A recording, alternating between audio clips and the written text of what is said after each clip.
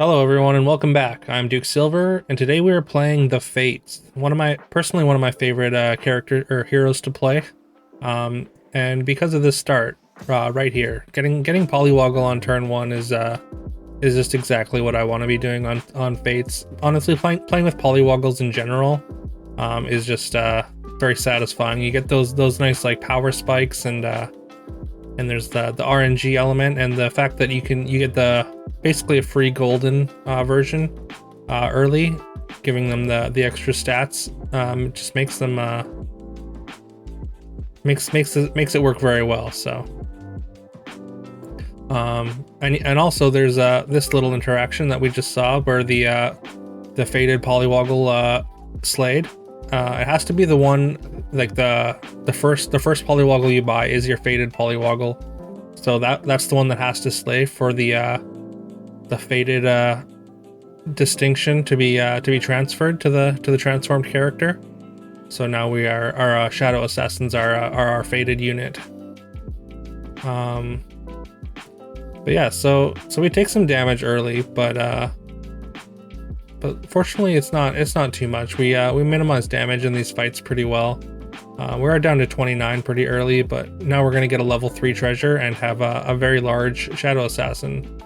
And this is a very interesting choice here because we've got 2 royals, so Cursed Throne gives those both slay, and we have got the Shadow Assassin to scale off of them. But also the Bad Moon. Bad Moon is you really want that if you're going to end up playing slay, which we kind of want to since we have the Shadow Assassin, right? So it's a very close decision between these two, and I am going to end up going with Bad Moon, and just try to kind of like find some good slay characters eventually. And yeah, we're gonna sell down and play down 2 units just for this stag, which does get the attack off, which is huge. So our Polywoggle is gonna slay and survive, which means it transforms, and it transforms into Feasting Dragon. So it gets 2 slays technically this turn, giving it 2 Bad Moon triggers. So we get really paid off for picking the Bad Moon there. So that's definitely a bit of a high roll, so definitely not the safer line, but it was the line with the higher payoff. And I'm gonna lock this Ogre Princess. Getting a golden version is gonna be great, and if we can scale it up with Bad Moon, then getting a Baba Yaga behind an Ogre Princess is very, very strong. Let's just generate a ton of economy and potential characters that we just want.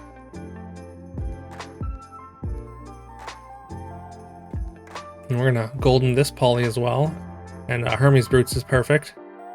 It was that or Bounty Board are like the best options for slay here, but being able to attack first every fight is super important. And this poly, it's a 8/8 because of the Feasting Dragon buffs, so it's actually got like a pretty decent chance to slay on its own. So we're just gonna put it in number 1 in slot 1 here, and hope it does its thing. And yeah, the whole front row is slayable, and we even survive and get a golden Cupid for the fight. Yeah, and we win that fight pretty handily there, dealing a bunch of golden damage.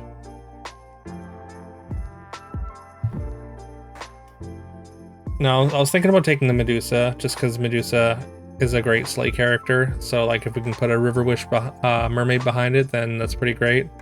None of these treasures are all that high impact. I want to find more slay characters at this point. Like I just want to be able to be like tripling my units and getting them big enough to keep slaying. So spending resources on extra experience just isn't really a priority for me. We're gonna be on level 5 in 2 turns anyways, so we're not like and level 5 is like basically where all your really important slay stuff is. Like you've already got your River Wishes on level 4 and your Baba Yagas and potential Lancelots on level 5. And like Jormungand's are fine for later in the game, just to like cap off your kind of slay comp. But anyway, something important just happened. So we just kissed our Cupid into a very early golden Princess Pea, which is it's already a 26-26, and I'm just gonna roll down and try and find River Wish Mermaid, which I do. So we're really just hitting machines in this game. After getting the Polywoggle Slay into the Feasting Dragon and getting a Princess Pea with a basically established Slay comp already is going to be huge. She gets stats so fast, and with 26 HP we can keep her in slot 2 because she doesn't actually need to or she should be able to take a hit from, especially from Geppetto. Geppetto generally has very small characters in the front, but I'm just going to do some last minute positioning here.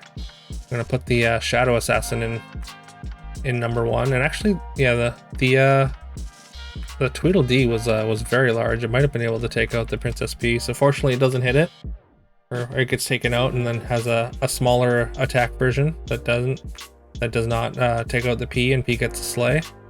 And instantly, with just the one River Wish Mermaid and the Bad Moon, it's a 32-35. So it got a +6 +9 from that fight. Nice.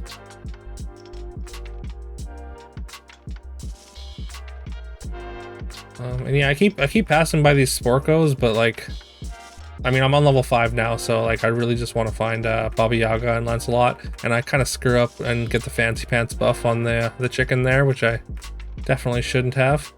Putting it on the Lancelot would have been a lot better. But now we need to figure out how we're going to position this, because we really want Lancelot to slay as well, and I kind of want it behind the River Wish Mermaid as well, just so it has that extra slay ability on it. We get our unfortunately, we don't stay with the Lancelot, and we get our River Wish Mermaid taken out just before it goes, or just before it dies and puts the stats on there. Also, this is a Celestial Tiger with Hat Fork Ball already, so that's I mean, I feel like it's pretty obvious that's going to be our finals opponent. Like, I mean, Hat Fork Ball is an absurd combination that wins most lobbies. Yeah, you get it early in. But on Celestial Tiger, it's even worse because, I mean, obviously their treasures are doubled. So that's gonna be a big hurdle to overcome later. But we'll deal with that when we get to it. For now, we're just scaling to the moon with Princess Pea, and we picked up a Baba Yaga. Princess Pea is already a 47-44. So things are looking pretty good. We are at 18 HP, so we don't have a ton of health to work with here, and we failed to slay again with the Lancelot, which is a little unfortunate. But Princess Pea does her thing and gets a huge chunk of stats there.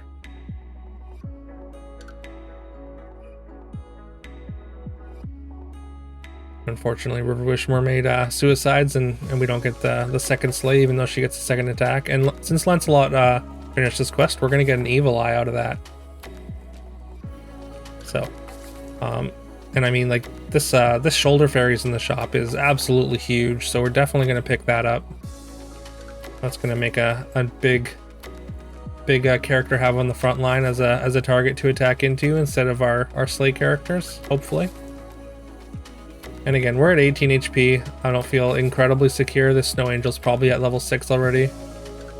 Yeah, and they already have a Bearstein with a pretty big tokens comp, but fortunately we're Slay and we eat tokens, and we're pretty happy about it.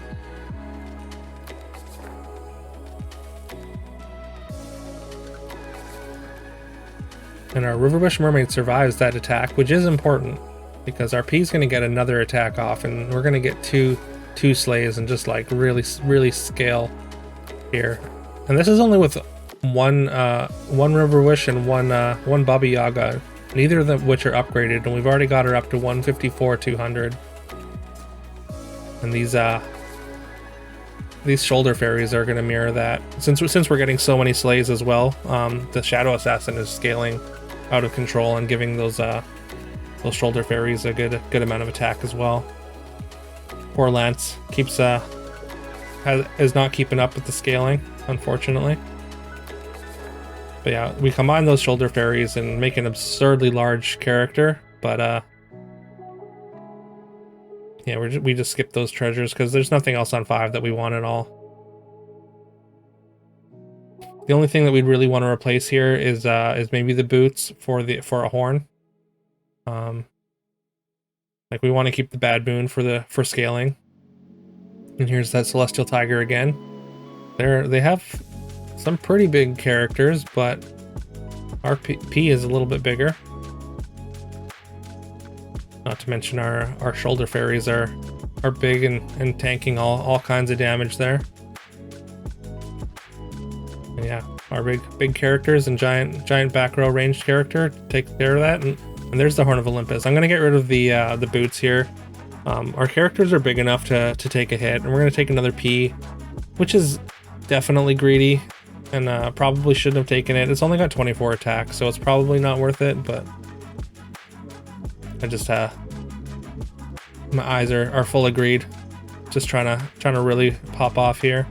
And this positioning is not very good, so we're gonna move this around a bit.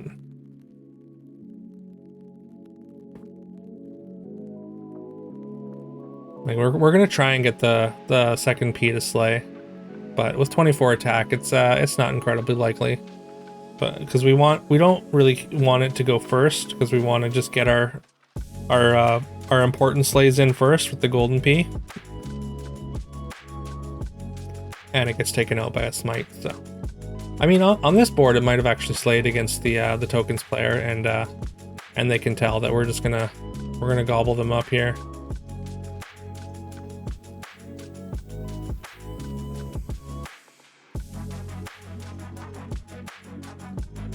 River Wish Mermaid. I mean, the one thing that's nice about the smite is Princess Pea put those stats on the River Wish, so she survived her attack.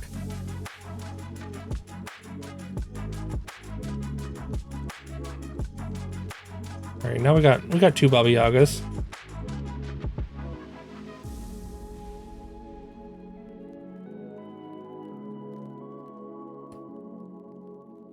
Yeah, it's important to keep in mind that like we don't have like a huge, like we don't have a lot of support. Like we've only got the 2 unupgraded Baba Yagas, and we only just got the second one, and our board is still just absolutely incredibly large and growing. These 200 Storm Kings don't even look that scary in the face of our 760, 900 something shoulder fairies. And it's almost unfortunate that they take so long to kill our P that we don't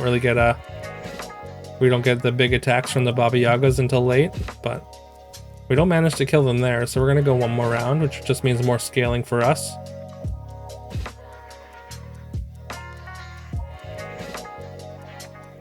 I could just sell and knighthood one of these Baba Yagas just for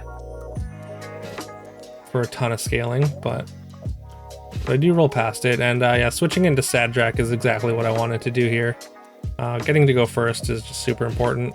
I also would have taken a Morgan Le Fay. Getting a level 6 treasure since we're at 18 would have been alright. I do briefly lock that P, but even if somehow this isn't the last fight, like I don't think we're going to be trying to triple another one. And yeah, they double Pigomorph, but fortunately they miss both our shoulder fairies and our Princess Pea, which means we're gonna get our slays. Get a huge amount of stats there. Yeah. They finally managed to kill the P, but now we have 1,000 attack Baba Yagas. Yeah, we take down Half Fork Ball. We just out high roll them. So yeah, thanks everyone for watching. If you enjoyed the video, please leave a like and subscribe if you haven't already. It really helps the channel, and I really appreciate it. Yeah, this was a fun one. It really shows the power of Princess Pea. I've showed her in a few different comps now. Like, I mean, obviously the evil P is just very, very consistent, and I feel like she fits in really well there. But like, if you can high roll, like we saw that earlier, that kissed a golden unit into a Princess Pea on 4.2. Like if you can get Princess Pea early and get some slay scaling on her, she gets out of control really fast, which is fun. But yeah, I guess I will see you tomorrow.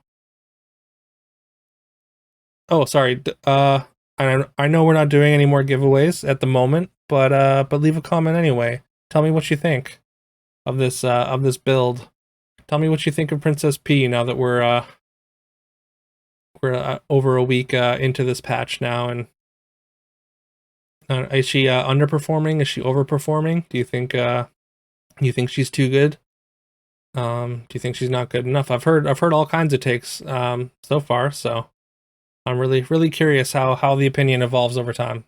But yeah, okay, I will see you tomorrow.